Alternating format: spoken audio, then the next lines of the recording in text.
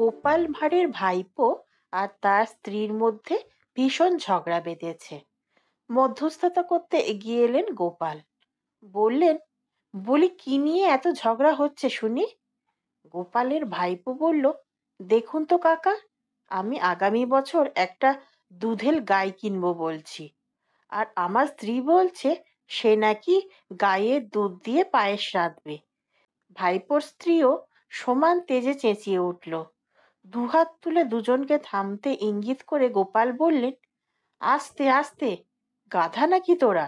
দুজন একটু ঠান্ডা হলে গোপাল ভাইপোকে বলল, আরে গাধা, তোর বউয়ের পায়েস রাধা তো পরের কথা, আমি যে বাড়ির পিছনে অত সুন্দর সবজির বাগান করেছি, সেসব যে তোর গরু খাবে, সে খেয়াল আছে? এইসব ভাবনা মাথা থেকে বের করে দে। গরু টরু কেনা এসব হবে না।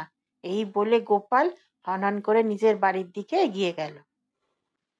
এই ধরনের সুন্দর সুন্দর গল্প শোনার জন্যে এখনই আমার চ্যানেলটি সাবস্ক্রাইব করে নিন। আর গল্পটি কেমন লাগলো তা অবশ্যই কমেন্ট করে জানাবেন।